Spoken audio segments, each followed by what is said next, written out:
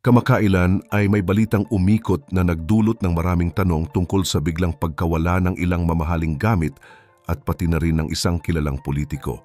Ayon sa mga ulat, wala na ang mga sasakyan ni Zaldico sa isang condominium sa Bonifacio Global City. Dati ay makikita roon ang kanyang mga luxury cars na nagkakahalaga ng milyon-milyong piso. Ngayon ay bakante na ang lugar kung saan ito nakapark. Kasabay pa nito, hindi na rin nakikita ang mga bodyguard na dati ay palaging nasa paligid. Ang sitwasyong ito ay nagdulot ng agam-agam kung nakatakas na nga ba si Zaldico at kung ano ang dahilan ng kanyang pagkawala. Ano kaya ang ibig sabihin ng lahat ng ito? Ngayon ay bakante na ang lugar kung saan ito nakapark. Kasabay pa nito, hindi na rin nakikita ang mga bodyguard na dati ay palaging nasa paligid.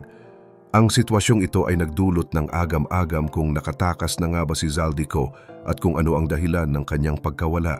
Ano kaya ang ibig sabihin ng lahat ng ito?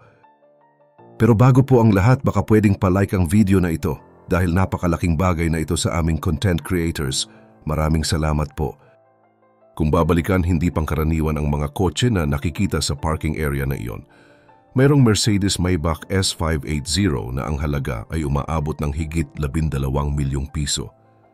Mayroon din siyang Cadillac Escalade na tinatayang nasa 5 milyong piso ang presyo. Kung pagsasamahin, mahigit 17 milyong piso ang halaga ng dalawang sasakyan pa lamang. Sa mga ordinaryong tao, ito ay kayamanan na maaaring bumuhay ng isang pamilya sa loob ng mahabang panahon. Ngunit para sa isang tulad ni Zaldico, tila normal lamang ang pagkakaroon ng ganoong klase ng sasakyan. Ngunit ngayon, matapos ang mainit na pagdinig sa Senado, bigla na lamang nawala ang mga ito.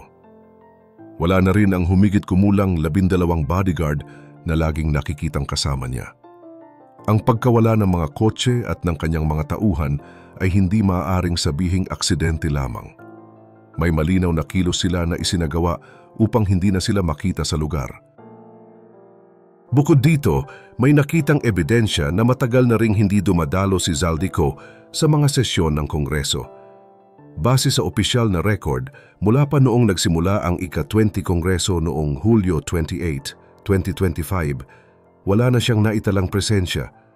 Sa araw na iyon, lahat ng miyembro ng mababang kapulungan ay dapat dumalo dahil pipili ng bagong Speaker of the House, ngunit hindi siya nakadalo. Noong Hulyo 29 at 30, may ipinasok siyang formal na abiso na hindi siya makakadalo. Ngunit sa mga sumunod na araw ay mas marami na ang pagkakataong wala siyang presensya at wala ring abiso. Noong Agosto 4 at 6, absent siya nang walang ipinaliwanag. Noong Agosto 12 at 13, nakalagay na may dahilan ang kanyang pagliban ngunit hindi pa rin siya pumasok. Noong Agosto 18 naman, muli siyang hindi dumalo kahit may ipinasok na excuse. Pagkatapos ng mga naunang araw na hindi dumalo si Zaldico sa mga sesyon, lumabas pa ang dagdag na tala mula sa Kongreso. Noong Agosto 19 at 20, wala na naman siya at may excuse na nakalagay. Sinundan pa ito ng Agosto 26 at 27 na parehong absent din at parehong excuse ang nasa record. Kung babasahin mo, parang maayos na dokumentado ang kanyang pagliban. Ngunit kung titingnan ng mas malalim, may malaking butas sa dahilan ng kanyang mga excuse. Ayon sa House Rules Handbook, may nakasaad sa Section 71 Rule 11 na kapag ang isang kongresista ay nasa isang opisyal na misyon o kaya ay dumadalo sa isang committee hearing, maaari pa rin siyang maituring na present. Pero dito nagkakaroon ng malaking tanong. Paano siya matatawag na present kung wala na siyang hawak na posisyon sa anumang komite? Matagal na siyang natanggal bilang chairperson ng Committee on Appropriations at mula noon ay wala na siyang komite na kinabibilangan. Ibig sabihin, wala siyang malinaw na dahilan para sabihing may opisyal na misyon siya o may pinuntahang meeting. Kung sa papel ay excuse siya, bakit wala namang aktwal na basehan? Ito ang nagiging dahilan kaya mas dumarami ang nagtatanong, nasaan ba talaga si Zaldico? At kung wala naman siyang dapat itago, bakit hindi siya humaharap at nagpapakita? Ang sitwasyon na ito ay lalo pang pinapalala ng usapin tungkol sa mga flood control projects na pinaglalaanan ng bilyong piso. May mga ulat na ang kanyang kumpanya ay sangkot sa pagkuha ng malalaking kontrata. Kaya ang tanong ng marami, Kaya ba siya umiiwas dahil ayaw niyang masangkot sa pagdinig tungkol sa mga proyektong ito? Hindi maitatanggi na malaking halaga ang pinag-uusapan dito. Ayon kay dating Kongresista Toby Tiangco, ngayong 2025 ay may lumabas na pinakamalaking kaso ng korupsyon sa kasaysayan ng bansa. Tinukoy niya ang tinatawag na insertion sa Bicameral Conference Committee o mas kilala bilang BCAM. Ang insertion ay ang biglaang pagdaragdag ng pondo sa national budget kahit tapos na ang deliberasyon. At ang mas nakakagulat, ayon sa mga dokumento, nakapangalan daw mismo kay Congressman Zaldico ang isang insertion na umaabot sa 3.8 billion pesos. Hindi ito maliit na halaga. Sa laki ng pondong yon, maaari ka nang makapagtayo ng maraming paaralan, ospital at mga kalsada. Ngunit sa halip na malinaw na proyekto para sa bayan, naging kontrobersyal pa ito dahil tila hindi malinaw kung saan ginagamit. Mas lalong nagiging kahina-hinala ang lahat dahil kahit ganun kalaki ang halaga, hindi pa rin siya iniimbitahan ng Senado bilang resource person. Ibig sabihin, hindi siya kinukuha para magpaliwanag kung paano nailagay ang 3.8 bilyon na piso sa budget sa ilalim ng kanyang pangalan.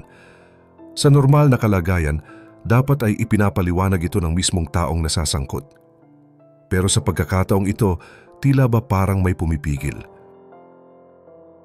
Kung titingnan pa ang mas malalim na datos, makikita ang laki ng dagdag pondo na nakapaloob sa national budget ngayong taon.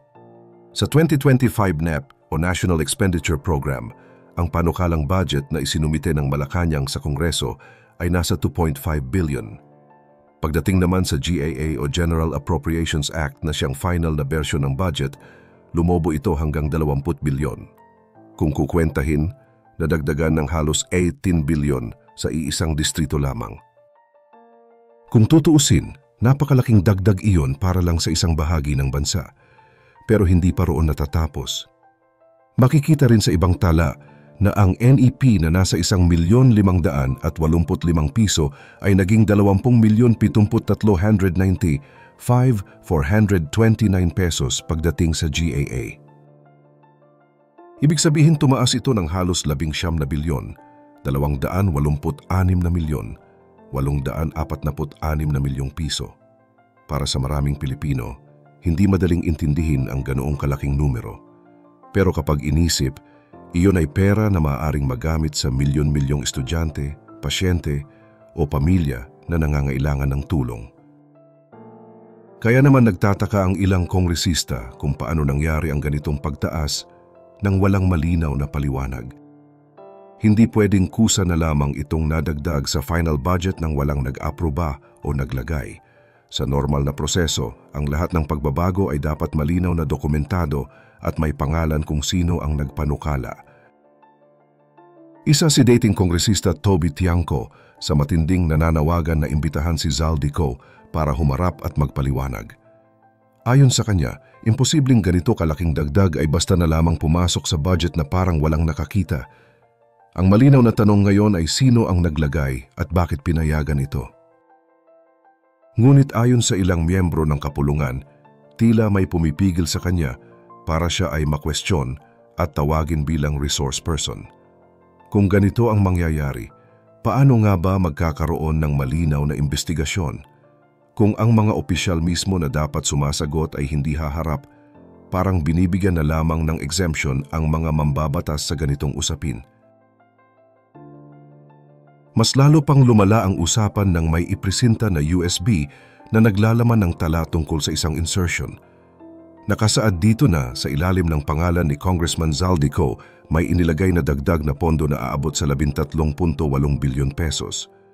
Ang dokumentong ito ay malinaw na nagsasaad na siya ang proponent ng nasabing insertion. Ngunit kahit may ganitong ebidensya, hindi pa rin siya naisama bilang resource person. Ang mga senador mismo ay nagtatanong kung bakit ganoon ang nangyari. Ang punto nila ay malinaw. Kung totoo na walang sasantuhin at kahit sinong opisyal ay maaaring tanungin, bakit siya tila nagiging exempted?